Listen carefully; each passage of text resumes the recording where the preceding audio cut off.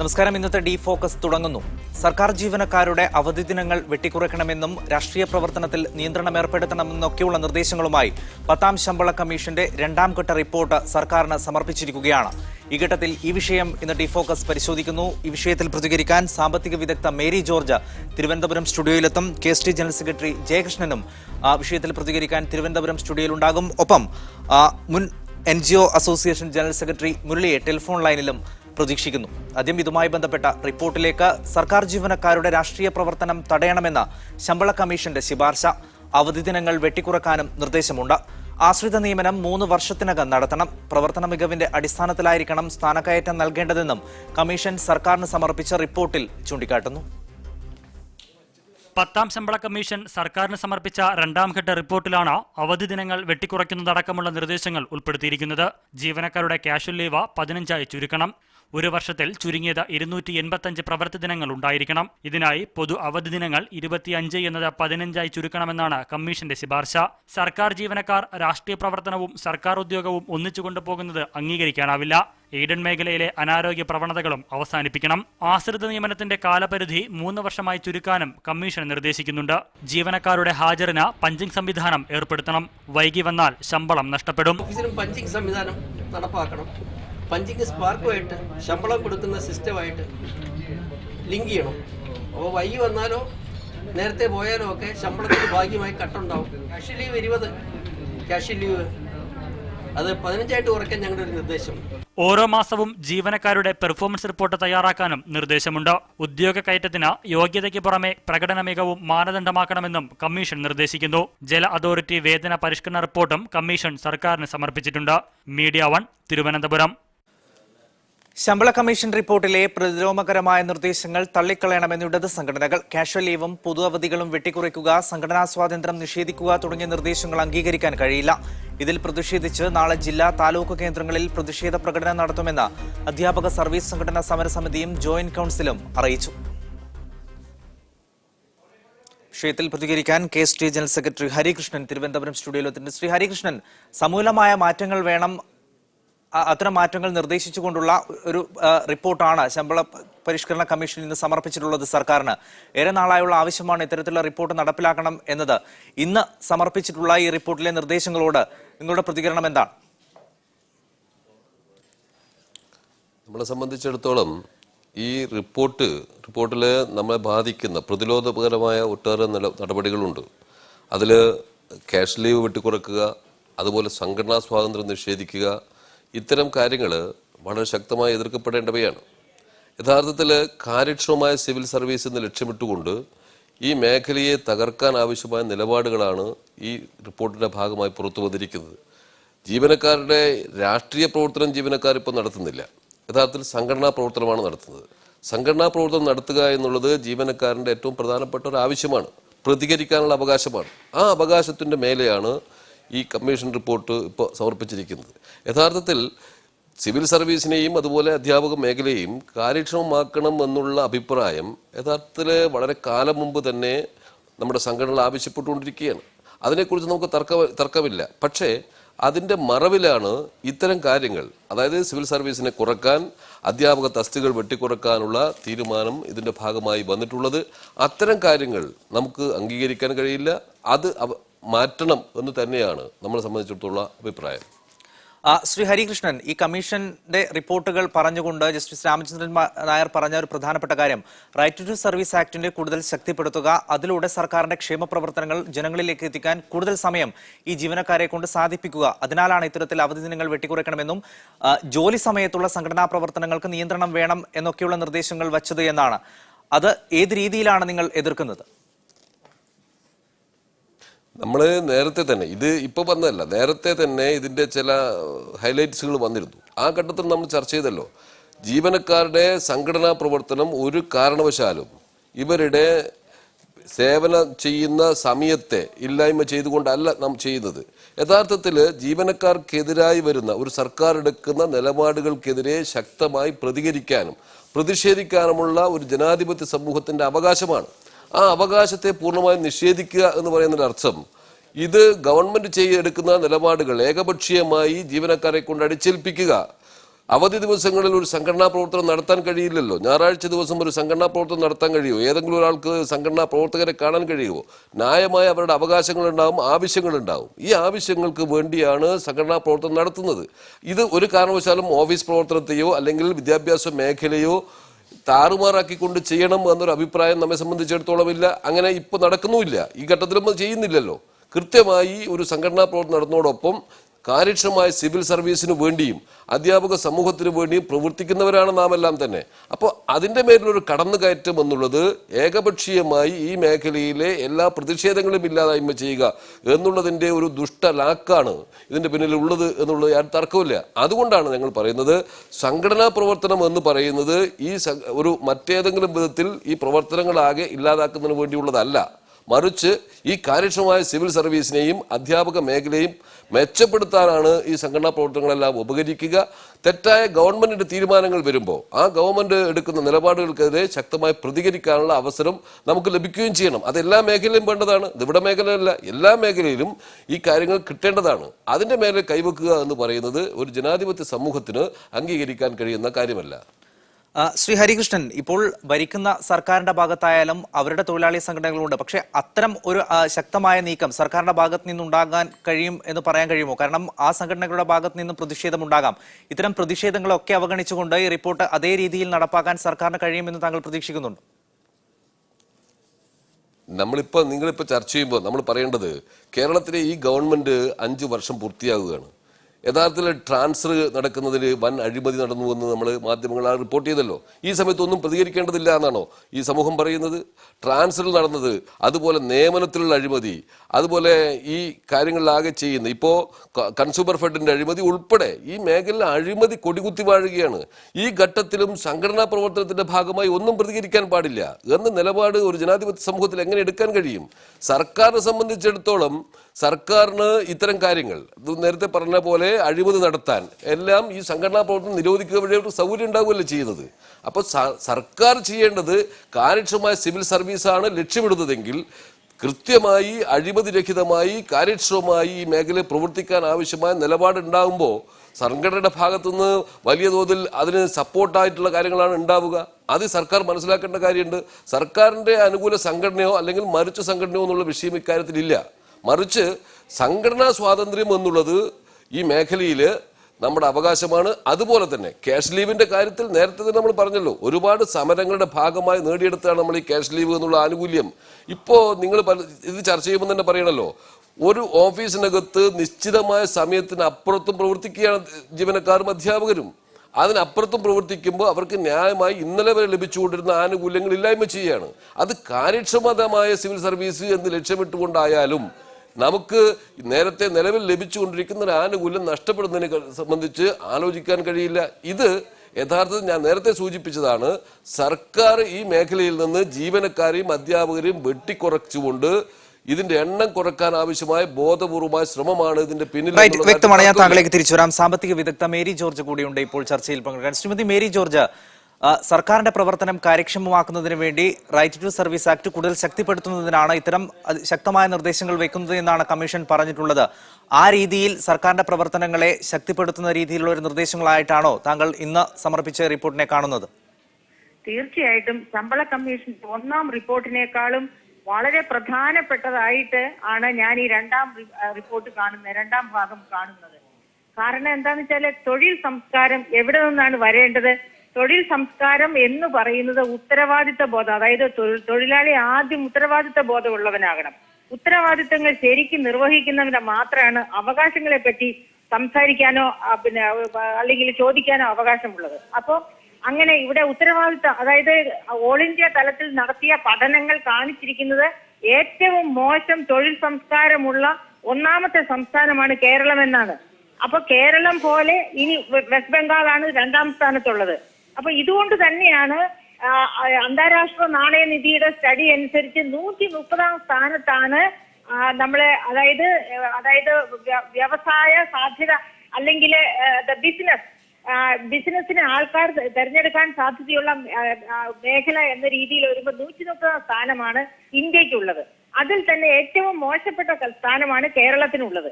ഇപ്പം ഈ റിപ്പോർട്ടിൽ പറഞ്ഞിരിക്കുന്നത് ഓഫീസ് സമയത്ത് സംഘടനാ പ്രവർത്തനം പാടില്ല. ഇപ്പൊ ഈ സംഘടനാ പ്രവർത്തനം നടത്തുന്നവരൊക്കെ തന്നെ ഓഫീസ് സമയത്ത് അവനവന്റെ ഡ്യൂട്ടി വർദ്ധിച്ചിട്ടാണ് ഓഫീസ് സമയത്ത് പ്രവർത്തനത്തിന് പോകുന്നത്. അതുപോലെ തന്നെ ഗവൺമെന്റ് സൈസ് വെട്ടിക്കുറയ്ക്കാൻ പറഞ്ഞിട്ടുണ്ട്. 33,061 സ്റ്റാഫാണ് എക്സസ് സ്റ്റാഫായിട്ട് റിപ്പോർട്ട് ചെയ്യപ്പെട്ടിട്ടുള്ളത് സെക്രട്ടേറിയറ്റിലും മറ്റെല്ലാ വകുപ്പുകളിലുമായിട്ട്. ഞാൻ അതിന്റെ വകുപ്പ് തിരിച്ച് കണക്ക് പറയാം. ഇറിഗേഷനിൽ തന്നെ 5,778 പേരുണ്ട്. അതുപോലെ റവന്യൂ വകുപ്പിലെ 5,072 പേര്, കൃഷിയിലെ 4,695 പേര്, ജനറൽ എഡ്യൂക്കേഷനിൽ 3,304 പേര്. അതുപോലെ പറഞ്ഞിട്ടുണ്ടല്ലോ കമ്മീഷൻ പറഞ്ഞിട്ടുണ്ട് തീരെ കുട്ടികളില്ലാത്ത വിദ്യാഭ്യാസ സ്ഥാപനങ്ങൾ അടച്ചുപൂട്ടണമെന്ന്. ഇതാ ഗവൺമെന്റ് തന്നെ കണക്ക് നോക്കൂ. 10-ൽ താഴെ വിദ്യാർത്ഥികളുള്ള 191 സ്കൂളുകളാണ് കേരളത്തിലുള്ളത്. അതിലെ 69 ഗവൺമെന്റ് സ്കൂളുകളും 122 എയ്ഡഡ് പ്രൈവറ്റ് സ്കൂളുകളുമാണ്. ഇനി അതിൽ തന്നെ 1 മുതൽ 4 വരെ വിദ്യാർത്ഥികളുള്ള 181 സ്കൂളുകളുണ്ട്. 65 ഗവൺമെന്റ് സ്കൂളും 116 പ്രൈവറ്റ് സ്കൂളും. ഇത്തരം സ്കൂളുകളെയൊക്കെ ഒന്നിച്ചാക്കി അവർക്ക് എല്ലാ സൗകര്യങ്ങളും ഹോസ്റ്റൽ സൗകര്യം അടക്കമുള്ളതെല്ലാം ഗവൺമെന്റ് ചെലവിൽ കൊടുത്താൽ പോരും ഈ പ്രത്യേകം 191 സ്കൂളുകളെയും അടച്ചുപൂട്ടാവുന്നതാണ്. ആ കുട്ടികളെ വഴിയാധാരമാക്കണമെന്ന് ആരും പറയുന്നില്ല, കമ്മീഷനും പറയുന്നില്ല. അവരെ മറ്റ് സ്കൂളുകളിലേക്ക് മാറ്റി അവരുടെ ചെലവ് ഗവൺമെന്റ് വഹിക്കട്ടെ. അവരുടെ മാതാപിതാക്കൾക്ക് അത് വഹിക്കാൻ വയ്യെങ്കിൽ അതുപോലെ സമഗ്രമായ ഒരു റീസ്ട്രക്ചറിങ് സ്കൂൾ മേഖലയിൽ വേണം. അങ്ങനെ അതുപോലെ ഗവൺമെന്റ് സൈസ് കുറയ്ക്കുക എന്ന് പറഞ്ഞിട്ടുണ്ട്. അത് തന്നെ, അതായത് ഒരു ഡെപ്യൂട്ടേഷൻ പോസ്റ്റ് എവിടെയെങ്കിലും ഒക്കെ ഉണ്ടാക്കാമെന്ന് നോക്കിയിരിക്കുകയാണ് സെക്രട്ടേറിയറ്റ് ജീവനക്കാര്. അങ്ങനെ ഒരു ഡെപ്യൂട്ടേഷൻ പോസ്റ്റ് ഉണ്ടാക്കി പ്രൊമോഷനോട് കൂടി ഡെപ്യൂട്ടേഷനിലേക്ക് ആളെ അയക്കുന്നു. അപ്പം താഴെ ഇരിക്കുന്ന തസ്തികയിൽ ഇരിക്കുന്ന ആള് അയാൾ ഒരു പക്ഷേ ഇനിയും വർഷങ്ങൾ കഴിഞ്ഞിട്ട് പ്രൊമോഷൻ കിട്ടേണ്ടവനായിരിക്കും, അല്ലെങ്കിൽ അവളായിരിക്കും. അങ്ങനെയുള്ളവരെയാണ് പ്രൊമോട്ട് ചെയ്യുന്നത്. അപ്പൊ ഈ പ്രൊമോഷൻ പുതിയ തസ്തികകൾ ക്രിയേറ്റ് ചെയ്തുകൊണ്ട് പ്രൊമോഷൻ, അങ്ങനെ ഈ ഭാരം മുഴുവൻ ചെല്ലുന്നത് നികുതിദായകരുടെ ചുമലിലാണെന്ന് നമ്മൾ മനസ്സിലാക്കണം. ഓർക്ക് നോക്കൂ, ഇപ്പൊ കർഷകർ ആത്മഹത്യ ചെയ്തുകൊണ്ടിരിക്കുകയാണ് കേരളത്തിൽ തന്നെ. അപ്പൊ അങ്ങനെ കർഷകർ ആത്മഹത്യ ചെയ്യുന്ന വക്കിലേക്ക് എത്തിയിരിക്കുന്നു. റബ്ബർ കർഷകർ ഇനി തുടർച്ചയായിട്ട് ആത്മഹത്യ ചെയ്തേക്കും. അത്തരം ഒരു സാഹചര്യം ഈ കാർഷിക മേഖലയിൽ നിലനിൽക്കുന്നു. സർവ്വസാധാരണക്കാരായവര് ഉത്തരം മുട്ടി നിൽക്കുകയാണ് എങ്ങനെ ജീവിക്കുമെന്ന്. അപ്പൊ അത്തരം ഒരു സാഹചര്യത്തില് ഉത്തരവാദിത്ത ബോധം, അതാണ് ഗവൺമെന്റ് സിവിൽ സർവീസിന് അത്യാവശ്യമായിട്ടുള്ളത്. ആ ഉത്തരവാദിത്ത ബോധം ഉണ്ടാകുമ്പോഴാണ് ഇന്റർനാഷണൽ ലേബർ ഓർഗനൈസേഷൻ പറഞ്ഞിരിക്കുന്നത് പോലെയുള്ള 4 മാനദണ്ഡങ്ങൾ അംഗീകരിച്ചു കൊടുക്കേണ്ടത്. ഒന്നാം തരം ശമ്പളം, രണ്ടാമത് ആ ശമ്പള സ്ഥിരത, അതായത് ജോലി സ്ഥിരത, മൂന്നാമത് അവർക്ക് പെൻഷൻ, നാലാമത് അവർക്ക് യൂണിയനൈസേഷൻ, അതായത് യൂണിയനുകളിൽ പ്രവർത്തിക്കാനും അങ്ങനെ അവരുടെ അവകാശങ്ങൾ നേടിയെടുക്കാനും. അപ്പൊ ഞാൻ ആവർത്തിച്ച് പറയുകയാണ്, ഉത്തരവാദിത്തമാണ് ആദ്യം വേണ്ടത്. അതാണ് തൊഴിൽ സംസ്കാരം എന്ന് പറയുന്നത്. ഉത്തരവാദിത്തമുള്ള ഒരു തൊഴിൽ സേന ഉണ്ടാകുമ്പോഴാണ് തൊഴിൽ സംസ്കാരം നല്ലതാണ്. വ്യക്തമാണ് ശ്രീമതി മേരി ജോർജ്. ഞാൻ താങ്കളിലേക്ക് തന്നെ തിരിച്ചു വരാം. ചെറിയൊരിടവേളയ്ക്ക് ശേഷം ഡിഫോക്കസ് തുടരുന്നു. NGO അസോസിയേഷൻ മുൻ ജനറൽ സെക്രട്ടറി മുരളി കൂടി ഇപ്പോൾ ടെലിഫോൺ ലൈനിലുണ്ട്. ശ്രീ മുരളി, സർക്കാർ സംവിധാനങ്ങളെ കൂടുതൽ ശക്തിപ്പെടുത്താൻ ഉതകുന്ന തരത്തിലുള്ള നിർദ്ദേശങ്ങളാണ് തങ്ങൾ സമർപ്പിച്ചിട്ടുള്ളത് എന്നാണ് ശമ്പള പരിഷ്കരണ കമ്മീഷൻ അംഗങ്ങൾ അത് മുഖ്യമന്ത്രിക്ക് കൈമാറിക്കൊണ്ട് മാധ്യമപ്രവർത്തകരോട് പറഞ്ഞത്. റൈറ്റ് ടു സർവീസ് ആക്ട് കൂടുതൽ ശക്തിപ്പെടുത്തുക, അതിനാവശ്യമായ നിർദ്ദേശങ്ങൾ.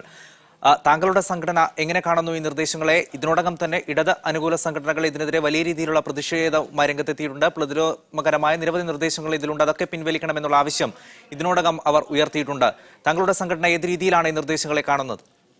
തീർച്ചയായിട്ടും പ്രതിപക്ഷ സർവീസ് സംഘടനകൾ ഇതിനെ എതിർക്കുവാൻ അവർ രാഷ്ട്രീയ പ്രേരിതമായ രീതിയിലുള്ള എതിർപ്പുകളാണ്. മറിച്ച് NGO അസോസിയേഷന്റെ മുൻ ജനറൽ സെക്രട്ടറി എന്നുള്ള രീതിയിൽ എനിക്ക് പറയുവാനുള്ളത്, കേരളത്തിലെ സർക്കാർ ജീവനക്കാർക്ക് ആദ്യമായി ആരോഗ്യ ഇൻഷുറൻസ് പരിരക്ഷ വേണമെന്ന് ആവശ്യപ്പെട്ടത് NGO അസോസിയേഷനാണ്. അത് ഈ ഗവൺമെന്റിന്റെ മുന്നിൽ, ഉമ്മൻചാണ്ടി സാറിന്റെ മുന്നിൽ കൊണ്ടുവരികയും 10ാം ശമ്പള കമ്മീഷന്റെ ടേംസ് ഓഫ് റെഫറൻസിൽ ആദ്യമായി സർക്കാർ ജീവനക്കാർക്ക് ആരോഗ്യ ഇൻഷുറൻസ് പരിരക്ഷ വേണം എന്ന് ശമ്പള കമ്മീഷന്റെ ടേംസ് ഓഫ് റെഫറൻസിൽ ഉൾപ്പെടുത്തി കൊടുക്കുകയും ചെയ്തതാണ്.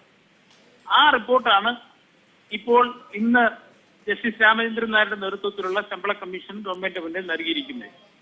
തീർച്ചയായിട്ടും അതിന്റെ ഉള്ളിലേക്ക് കടന്നു വന്നിട്ടില്ല എങ്കിലും സർക്കാർ ജീവനക്കാരും പെൻഷൻകാരും വളരെ കാലമായി ആവശ്യപ്പെട്ടിരുന്ന മറ്റ് സംസ്ഥാനങ്ങളിൽ നടപ്പാക്കുന്ന, ആന്ധ്ര പോലുള്ള സംസ്ഥാനങ്ങളിൽ നടപ്പിലാക്കി വിജയകരമായി നടപ്പാക്കിയ സർക്കാർ ജീവനക്കാർക്ക് ആരോഗ്യ ഇൻഷുറൻസ് പരിരക്ഷ, അത് ഈ ശമ്പള കമ്മീഷൻ റിപ്പോർട്ട് ഇന്ന് കൊടുക്കുന്നതിനെ തീർച്ചയായും NGO അസോസിയേഷൻ സ്വാഗതം ചെയ്യുകയാണ്. കാരണം ഞങ്ങൾ അത് ഈ ഗവൺമെന്റ് മുന്നിൽ ആദ്യമായി ഉന്നയിച്ചതാണ്.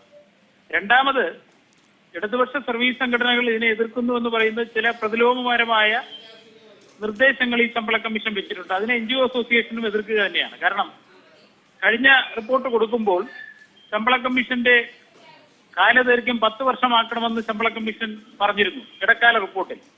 അന്നേ ഞങ്ങൾ അതിനെ എതിർത്തിരുന്നു. അതോടൊപ്പം തന്നെ മറ്റു ചില കാര്യങ്ങളും ആ ശമ്പള കമ്മീഷന്റെ ആദ്യ റിപ്പോർട്ടിൽ ഉണ്ടായിരുന്നു. അതിനെ NGO അസോസിയേഷൻ എതിർക്കുക തന്നെ ചെയ്തിട്ടുണ്ട്. ഇപ്പോൾ ഈ റിപ്പോർട്ട് കൊടുക്കുമ്പോൾ ക്യാഷ് ലീവിന്റെ കാര്യത്തിൽ, അതോടൊപ്പം തന്നെ ഡ്രൈവർമാരായി PSC നിയമിച്ചതിന് അവർക്ക് ഡ്രൈവർ കം പ്യൂൺ എന്നുള്ള പോസ്റ്റിലേക്ക് വെക്കണമെന്നുള്ള തുടങ്ങിയ തെറ്റായ, അതോടൊപ്പം തന്നെ പുനർവിന്യാസവുമായി ബന്ധപ്പെട്ട് ഒരു ശമ്പള കമ്മീഷന്റെ കണക്കുകൾ ഞങ്ങൾ പോലും ആശ്ചര്യപ്പെടുകയാണ്. കേരളത്തിലെ സർവീസ് സംഘടനകളായ NGO അസോസിയേഷൻ ഏറ്റവും വലിയ സർവീസ് സംഘടനയാണ്. ഞങ്ങൾക്ക് പോലും ഇങ്ങനെ ഒരു കണക്കുകൾ അറിയില്ല. പക്ഷേ ശമ്പള കമ്മീഷൻ ഇത് എവിടെ നിന്ന് കിട്ടി ഈ കണക്കുകൾ എന്ന് ഞങ്ങൾക്ക് മനസ്സിലാകുന്നില്ല. കാരണം പുതിയ പോസ്റ്റിങ്ങുകൾ ഏറ്റവും കൂടുതൽ നടപ്പാക്കിയ ഒരു ഗവൺമെന്റാണ് ഉമ്മൻചാണ്ടി സർക്കാർ. 45,000-ഓളം പുതിയ പോസ്റ്റുകൾ ഉണ്ടാക്കി കഴിഞ്ഞ 4.5 വർഷക്കാലം കൊണ്ട് പുതിയ പോസ്റ്റുകൾ ഉണ്ടാക്കിയ ഒരു ഗവൺമെന്റാണ്. ആ ഗവൺമെന്റിന്റെ മുന്നിലേക്കാണ് ശമ്പള കമ്മീഷന്റെ തെറ്റായ കണക്കുകളുമായി ഇറിഗേഷനിൽ 5,000 പേരെന്നും അങ്ങനെ ഓരോ ഡിപ്പാർട്ട്മെന്റിന്റെ കണക്കുകൾ എടുത്തു വരുമ്പോൾ അത് സർവീസ് സംഘടനകളും അതോടൊപ്പം തന്നെ തൊഴിലാളി സംഘടനകളുമായി ആലോചിച്ച് മാത്രമേ ആ കാര്യങ്ങളിൽ ഒരു തീരുമാനം എടുക്കാൻ കഴിയൂ. അങ്ങനെയുള്ള തെറ്റായ ഈ ശമ്പള കമ്മീഷന്റെ തീരുമാനങ്ങളെ NGO അസോസിയേഷൻ ശക്തമായി എതിർക്കുക തന്നെ ചെയ്യും. ജോയിന്റ് കൗൺസിൽ പോലുള്ള സംഘടനകൾ ഇതിനെ ശക്തമായി എതിർക്കുന്നത് അവർ രാഷ്ട്രീയ പ്രേരിതമാണ്. കാരണം ഇതൊരു നല്ല ശമ്പള കമ്മീഷൻ റിപ്പോർട്ടാണ് ആദ്യം കൊടുത്തത്. കാരണം 7,500 കോടി രൂപ സർക്കാർ ജീവനക്കാർക്കും അധ്യാപകർക്കും പെൻഷൻകാർക്കും കൊടുക്കുവാനുള്ള തീരുമാനം. ഇന്നിപ്പോൾ കൊടുത്തതിൽ ഇൻഷുറൻസ് പരിരക്ഷ ജനറൽ ഇൻഷുറൻസുമായി ആലോചിച്ച് സർക്കാരിന്റെ ശമ്പളം വാങ്ങിക്കുന്നവരും പെൻഷൻകാർക്കും പുതിയൊരു ഇൻഷുറൻസ് പരിരക്ഷ നൽകുമ്പോൾ അത് സർക്കാർ ആശുപത്രികളും പ്രൈവറ്റ് ആശുപത്രികളിലും ഏത് അസുഖത്തിനും ചികിത്സ വന്നാൽ ആ പണം മുഴുവൻ സർക്കാർ അല്ലെങ്കിൽ ഇൻഷുറൻസ് കമ്പനി മുടക്കും എന്നുള്ളത് അതൊക്കെ വലിയ വലിയ കാര്യങ്ങളാണ്. അത് ആദ്യമായൊരു ശമ്പള കമ്മീഷനിലേക്ക് അത് ഉമ്മൻചാണ്ടി സർക്കാർ നിയമിച്ച ശമ്പള കമ്മീഷൻ ജസ്റ്റിസ് രാമേന്ദ്രൻ നായർക്ക് തീർച്ചയായും NGO അസോസിയേഷന്റെ പൂച്ചെണ്ടുകൾ ശ്രീ KV മുരളി, KST അടക്കമുള്ള ആളുകൾ പറയുന്നത് ഈ സർക്കാരിന്റെ കാര്യത്തിൽ നിരവധി അഴിമതി ആരോപണങ്ങളുണ്ട്. അതിനൊക്കെ വായ്മൂടിക്കെട്ടാൻ, ജീവനക്കാരുടെ ഭാഗത്ത് നിന്ന് അതിനെതിരെ ശബ്ദമുണ്ടാകാതിരിക്കാൻ അവരുടെ വായ്മൂടിക്കെട്ടാനുള്ള ഒരു ശ്രമമാണ് ഇത്തരത്തിലുള്ള ശമ്പള പരിഷ്കരണത്തിലൂടെ നടപ്പാക്കാൻ ഉദ്ദേശിക്കുന്നത്. കുറെ തീരുമാനങ്ങൾ പറഞ്ഞ് അതിൽ സംഘടനാ പ്രവർത്തനങ്ങൾ നിരോധിക്കുക, അവധികൾ വെട്ടിക്കുറക്കുക, ഈ ജീവനക്കാരെ മുഴുവൻ അവർ കുറേയധികം സമരങ്ങളിലൂടെ നേടിയെടുത്ത അവകാശങ്ങളെ വെട്ടിക്കുറക്കാനുള്ള ഒരു ശ്രമമാണ് ഉണ്ടാകുന്നത് എന്നാണ്. അല്ല, തീർച്ചയായിട്ടും അങ്ങനെയുള്ള, ഞാൻ നേരത്തെ പറഞ്ഞല്ലോ, ഇതിൽ വളരെ ഗുണകരമായ സാമ്പത്തികമായ ആനുകൂല്യങ്ങൾ നൽകുന്ന ആരോഗ്യ ഇൻഷുറൻസ് ഉൾപ്പെടെയുള്ള വളരെ നല്ല കാര്യങ്ങൾ ഈ ശമ്പള കമ്മീഷൻ റിപ്പോർട്ടിലുണ്ട്. അതോടൊപ്പം തന്നെ ലീവ് വെട്ടിക്കുറയ്ക്കുക, പോസ്റ്റുകൾ വെട്ടിക്കുറയ്ക്കുക, പുനർവിന്യാസത്തിന്റെ കാര്യങ്ങൾ ഉൾപ്പെടെ, അതോടൊപ്പം തന്നെ സംഘടനാ പ്രവർത്തനം ഓഫീസ് സമയത്ത് പാടില്ല തുടങ്ങിയ കാര്യങ്ങൾ, അതൊക്കെ ഈ കമ്മീഷന്റെ വളരെ തെറ്റായ തീരുമാനങ്ങളാണ്. ഈ ഓഫീസ് അവധി ദിവസങ്ങളിൽ സംഘടനാ പ്രവർത്തനം നടത്തണമെന്ന് പറഞ്ഞാൽ ആരുടെ മുന്നിലാ പോയി സംഘടനാ പ്രവർത്തനം നടത്തേണ്ടത്? പിന്നെ ജീവനക്കാർ സംഘടനാ പ്രവർത്തനം നടത്തുന്നത് തീർച്ചയായും അവരുടെ ജോലികൾ പൂർത്തിയാക്കിയതിനു ശേഷം മാത്രമാണ്. അല്ലാതെ ഞാനും 35 വർഷക്കാലം സർവീസ് സംഘടനാ രംഗത്തുണ്ടായിരുന്ന ആളാണ്. 10 വർഷക്കാലം NGO അസോസിയേഷന്റെ ജനറൽ സെക്രട്ടറിയും മറ്റു ഭാരവാഹിത്വം ഉണ്ടായിരുന്ന ആളാണ്. ഞാനൊക്കെ എന്റെ ജോലി പൂർത്തിയാക്കിയതിന് ശേഷം, അത് ഒരു പരാതിയുമില്ലാതെ പൂർത്തിയാക്കിയതിന് ശേഷം മാത്രമാണ് സംഘടനാ പ്രവർത്തനം നടത്തിയിട്ടുള്ളത്. അത് തന്നെയാണ് കേരളത്തിലെ മറ്റ് സർവീസ് സംഘടനകളും ചെയ്യുന്നത്. അല്ലാതെ ഈ ജസ്റ്റിസ് രാമേന്ദ്രൻ നായരുടെ ആ റിപ്പോർട്ടുകൾ, ജീവനക്കാർക്കെതിരായിട്ടുള്ള റിപ്പോർട്ടുകൾ, എന്നാൽ പഞ്ചിങ് സമ്പ്രദായം നടപ്പാക്കണം, നമ്മൾ സ്വാഗതം ചെയ്യുന്നു. കാരണം ജനങ്ങൾ സർക്കാർ ഓഫീസിലേക്ക് വരുമ്പോൾ ജീവനക്കാർ ഓഫീസിലുണ്ടാകണം, അവരുടെ ജോലികൾ ചെയ്യണം. പഞ്ചിങ് നടപ്പാക്കണമെന്ന് ഈ ശമ്പള കമ്മീഷന്റെ ഇന്നത്തെ റിപ്പോർട്ടിൽ പറയുന്നുണ്ട്. അതിനെയൊക്കെ നമ്മൾ സ്വാഗതം ചെയ്യുന്നുണ്ട്. അതോടൊപ്പം തെറ്റായിട്ടുള്ള ക്യാഷ് ലീവ് 15 കുറയ്ക്കണമെന്ന് പറഞ്ഞു കഴിഞ്ഞാൽ അത് ഇന്നിപ്പോ നിങ്ങൾക്കറിയാം, ബാങ്കിങ് മേഖലയിൽ ഉൾപ്പെടെ 2ാം ശനിയാഴ്ചയും 4ാം ശനിയാഴ്ചയും അവധി പ്രഖ്യാപിച്ചു കഴിഞ്ഞു.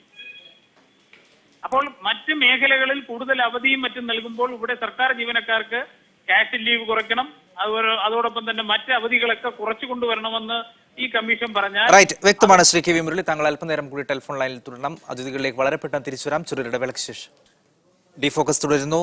ശ്രീ ഹരികൃഷ്ണൻ, സർക്കാർ അനുകൂല സംഘടനകളും നിങ്ങൾ എതിർക്കുന്ന ഈ റിപ്പോർട്ടിലെ ശുപാർശകളെ അവരും എതിർക്കുന്നുണ്ട്. പക്ഷേ അതിനേക്കാൾ ഉപരി അവർ ചൂണ്ടിക്കാണിക്കുന്നത് ഈ റിപ്പോർട്ടിലെ ചില നല്ല നിർദ്ദേശങ്ങളുണ്ട് എന്നാണ്. ഈ പഞ്ചിങ് സംവിധാനം ഇതാക്കുക, അതുപോലെ ഇൻഷുറൻസ് ഏർപ്പെടുത്തുന്ന ആ രീതിയിലുള്ള റിപ്പോർട്ടുകൾ, അത് ഈ റിപ്പോർട്ടിലെ പ്രധാനപ്പെട്ട ജീവനക്കാർക്ക് സഹായകമാകുന്ന നിർദ്ദേശങ്ങളാണ് എന്നവർ പറയുന്നു. നിങ്ങളുടെ അഭിപ്രായം എന്താണ് അക്കാര്യത്തിൽ? ഇതിലിപ്പോൾ രണ്ട് കാര്യങ്ങൾ പറയാതിരിക്കാൻ കഴിയില്ല. ഈ ശമ്പള കമ്മീഷൻ റിപ്പോർട്ടിലെ ഗുണകരമായ അവസ്ഥയെ തള്ളിക്കളയണമെന്ന് നമ്മൾ പറഞ്ഞിട്ടില്ല. പ്രതിലോമകരമായി ഉണ്ടാകുന്ന നടപടികളെ തള്ളിക്കളയണം. അതാണ് ഒന്നാമത്തെ കാര്യം. രണ്ടാമത്, നമ്മുടെ നേരത്തെ സാമ്പത്തിക വിദഗ്ധ മേരി ജോർജ് പറഞ്ഞ ഒരു കാര്യം സൂചിപ്പിക്കാതിരിക്കാൻ കഴിയില്ല. കേരളമാണത്രേ തൊഴിൽ സംസ്കാരം ഏറ്റവും കുറഞ്ഞൊരു സംസ്ഥാനം. നിങ്ങൾ ആലോചിച്ച് നോക്കേണ്ടത്, ബീഹാറിലും അതുപോലെ രാജസ്ഥാൻ, ബീഹാർ, ഗുജറാത്ത് ഈ സംസ്ഥാനങ്ങളിലെ പോലെ നമ്മുടെ കേരളത്തിലെ ആളുകളും എത്തിപ്പെടണം എന്നാണ് സാമ്പത്തിക വിദഗ്ധ ഇവിടെ ചൂണ്ടിക്കാണിച്ചിട്ടുള്ളത്. നമ്മളിപ്പോൾ കേരളത്തിലെ ഗുണകരമായ വശത്തെ അദ്ദേഹം കണ്ടിട്ടേ ഇല്ല. ആളോര് വരുമാനം ഏറ്റവും കൂടുതലുള്ള സംസ്ഥാനം കേരളം. ആരോഗ്യരംഗത്ത് ഏറ്റവും മുന്തിയ സംസ്ഥാനം നമ്മുടെ കേരളം. ശിശുമരണ നിരക്ക് ഏറ്റവും കുറവുള്ള സംസ്ഥാനം നമ്മുടെ കേരളം. അതുപോലെ ഏറ്റവും നല്ല വിദ്യാഭ്യാസത്തിന്റെ കാര്യത്തിൽ ഏറ്റവും മികവുള്ള സംസ്ഥാനം നമ്മുടെ കേരളം. ഇങ്ങനെയെല്ലാം ഈ കേരളത്തെ ആർജിച്ച് എടുത്തത് കേവലമായി ഈ മേഖലയിലെ തൊഴിലാളി സംഘടനകളും സംഘടനാ പ്രവർത്തനത്തിന്റെയും ജനാധിപത്യ സംവിധാനത്തിന്റെയും ഭാഗമാണ്.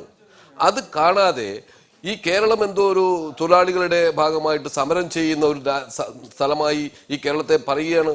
അത് തീർത്തും അവാസ്തവമാണ്. അതോടൊപ്പം മറ്റൊരു കാര്യം കൂടി അവൻ ഇവിടെ ചൂണ്ടിക്കാണിക്കുകയാണ്. അവിടെ പറഞ്ഞല്ലോ, സ്കൂളുകൾ അതായത് അൺഎക്കണോമിക് സ്കൂൾ അടച്ചു പൂട്ടണം. ആരാണ് ഇപ്പോൾ അനധികൃത വിദ്യാലയങ്ങൾ അംഗീകരിക്കുന്നത്? ഇതേ പറയുന്ന സാമ്പത്തിക വിദഗ്ധയായാലും മറ്റുള്ള ആളുകളും പറയണല്ലോ, സ്കൂളുകൾ അനധികൃതമായ വിദ്യാലയങ്ങൾക്ക് അംഗീകാരം നൽകരുത്. എന്തേ കുട്ടികൾ കുറയാനുള്ള കാരണം?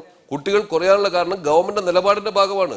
ഗവൺമെന്റ് ഒരു ഭാഗത്ത് അനധികൃതമായ വിദ്യാലയങ്ങൾ ആരംഭിക്കാൻ യഥേഷ്ടം അനുവദിക്കുക, കുട്ടികളുടെ എണ്ണം സർക്കാർ വിദ്യാലയങ്ങൾ കുറയുക, അങ്ങനെ സർക്കാർ വിദ്യാലയങ്ങൾ അടച്ചുപൂട്ടുക, സമീപഭാവിയിൽ പൊതുവിദ്യാഭ്യാസം ഇല്ലാതാക്കുക. ഈ തീരുമാനത്തിന്റെ ഭാഗമായിട്ടാണ് ഈ കമ്മീഷൻ റിപ്പോർട്ട് വന്നിട്ടുള്ളത്. അതിനെ ന്യായീകരിക്കുകയാണ് ഇത്തരത്തിൽ മേരി ജോർജിനെ പോലുള്ള ബഹുമാന്യരായ സാമ്പത്തിക വിദഗ്ധർ ഉൾപ്പെടെയുള്ള കാര്യങ്ങൾ ചെയ്തത്. സിവിൽ സർവീസ് കാര്യക്ഷമമാക്കണം എന്ന കാര്യത്തിൽ തർക്കമില്ല. അനുകൂലമായിട്ടുള്ള റിപ്പോർട്ടിലെ കാര്യങ്ങൾ ഞങ്ങൾ സ്വാഗതം ചെയ്യുന്നു. പക്ഷേ നിലവിൽ ഈ മേഖലയിൽ നാം ഇന്നലെ വരെ അനുഭവിച്ചുകൊണ്ടിരിക്കുന്ന അല്ലെങ്കിൽ സമരത്തിന്റെ ഭാഗമായി നേടിയെടുത്ത ആനുകൂല്യങ്ങൾ നിഷേധിക്കുന്നു. ഡ്രൈവർ കം പോസ്റ്റ് ഉണ്ടാകുന്നു, പോസ്റ്റ് വെട്ടിക്കുറക്കുന്നു. ഒന്ന്. രണ്ടാമത്തെ കാര്യം പറയുന്നത്, മികവിന്റെ അടിസ്ഥാനത്തിലാവണം പ്രമോഷൻ. ആരാണ് മികവ് കണ്ടെത്തേണ്ടത്? ആരാണ് മികവ് നിശ്ചയിക്കേണ്ടത് ഇത്തരം ഭരണാനുകൂല സംഘടനയുടെ അല്ലെങ്കിൽ ഭരണത്തിന്റെ ഭാഗമായിട്ടുള്ള ആളുകളാണ്. അത് രാഷ്ട്രീയ പരിഗണന വരും. കൃത്യമായി മികവ് നിശ്ചയിക്കുന്നത് എങ്ങനെ എന്ന് ഇതുവരെയായും പ്രഖ്യാപിച്ചിട്ടില്ല. അപ്പൊ മികവ് നിശ്ചയിക്കണം. ഡ്രൈവർ കം പോസ്റ്റ് വേണ്ടതില്ല, ചില പോസ്റ്റുകളെ വേണ്ടതില്ല, ചില ഡിപ്പാർട്ട്മെന്റുകൾ അടച്ചുപൂട്ടണം. ഇതെല്ലാം എങ്ങനെയാണ് കാര്യക്ഷമം വർദ്ധിക്കുക? ആരോഗ്യ മേഖലയിൽ ഏത് ഡിപ്പാർട്ട്മെന്റ് നിങ്ങൾക്ക് പൂട്ടാൻ കഴിയും? കേരളത്തിന്റെ മികവിന്റെ ലക്ഷണമായി കാണാവുന്നതാണ് ആരോഗ്യ മേഖല. കേരളത്തിന്റെ മികവ് വ്യക്തമാണ്. സമയപരിമിതിയുണ്ട്. ശ്രീ ഹരികൃഷ്ണൻ ഇടപെടൽ ക്ഷമിക്കണം. ശ്രീ മുരളി, നമുക്ക് ഈ ചർച്ച അവസാനിപ്പിക്കാം. മേരി ജോർജിനെ പോലുള്ള സാമ്പത്തിക വിദഗ്ധർ പറയുന്നത് നിങ്ങളടക്കം എതിർക്കുന്ന കാര്യങ്ങൾ ഒക്കെ തള്ളിക്കളഞ്ഞുകൊണ്ട് ഈ റിപ്പോർട്ട് അപ്പാടെ നടപ്പിലാക്കണം, അതുവഴി സർക്കാർ ഉദ്യോഗസ്ഥർക്ക് കൂടുതൽ ഉത്തരവാദിത്തങ്ങൾ ഉണ്ടാക്കണം, അതുവഴി അതിന്റെ ഔട്ട്പുട്ട് വർദ്ധിപ്പിക്കാൻ കഴിയുമെന്നാണ്. അത്തരമൊരു അഭിപ്രായത്തോട് യോജിക്കുന്നുണ്ടോ നിങ്ങൾ? ഒരിക്കലും യോജിക്കുന്നില്ല. ഇവിടെ നേരത്തെ പറഞ്ഞല്ലോ, വിദ്യാഭ്യാസ മേഖലയും ആരോഗ്യ മേഖലയിലും എല്ലാം കേരളം വളരെ മുൻപന്തിയിലാണ്. അപ്പൊ അതൊന്നും മേരി ജോർജ് കാണാതെയാണ് അവരുടെ ഈ കാര്യങ്ങൾ പറഞ്ഞിരിക്കുന്നത്. തീർച്ചയായിട്ടും ശമ്പള കമ്മീഷനിൽ വളരെ നല്ല കാര്യങ്ങൾ വളരെ കൂടുതലുണ്ട്. പ്രത്യേകിച്ച് ആരോഗ്യ ഇൻഷുറൻസ് പരിരക്ഷ, അത് ആദ്യമായി കേരളത്തിലെ പെൻഷൻകാർക്കും സർക്കാർ ജീവനക്കാർക്കും ഉമ്മൻചാണ്ടി സാർ നൽകാൻ പോകുന്ന ഈ ഗവൺമെന്റിന്റെ നല്ല തീരുമാനങ്ങളാണ് ഈ ശമ്പള കമ്മീഷനിൽ വന്നിരിക്കുന്നത്. അത് NGO അസോസിയേഷൻ അതിന്റെ മുൻപന്തിയിൽ നിന്നതാണ്. അപ്പൊ അതിനെയൊക്കെ നമ്മൾ അംഗീകരിക്കുകയും അതോടൊപ്പം തന്നെ തെറ്റായി ഇവിടെ പറഞ്ഞു, ഈ പ്രൊമോഷൻ കൊടുക്കുന്നത്, ചില പോസ്റ്റുകൾ വെട്ടിച്ചുരുക്കുന്നത്, അതോടൊപ്പം തന്നെ ക്യാഷ് ലീവുകൾ വെട്ടിക്കുറയ്ക്കാനുള്ള അങ്ങനെയുള്ള തെറ്റായ തീരുമാനങ്ങൾ ഈ ശമ്പള കമ്മീഷനുണ്ടെങ്കിൽ അതൊക്കെ ഗവൺമെന്റ് ഉപസമിതിയിൽ ചർച്ചയ്ക്ക് വന്ന് അതൊക്കെ മാറ്റിവെച്ചുകൊണ്ട് ജീവനക്കാരുടെ സൗഹാർദ്ദപരമായ ഒരു ചർച്ചയിൽ കൂടി ഇത് നടപ്പാക്കണം. റൈറ്റ്, വ്യക്തമാണ്. വളരെയധികം നന്ദി Shri Harikrishnan. Mary George, KV Murali വിഷയത്തിൽ പ്രതികരിച്ചത്. എന്തായാലും രണ്ടാം ഘട്ട റിപ്പോർട്ടാണ് ഇപ്പോൾ സമർപ്പിച്ചിട്ടുള്ളത്. അതിനെ എതിർത്തുകൊണ്ടും അനുകൂലിച്ചുകൊണ്ടുമുള്ള സർവീസ് സംഘടനകളുടെ പ്രതികരണങ്ങൾ വന്നു കഴിഞ്ഞു.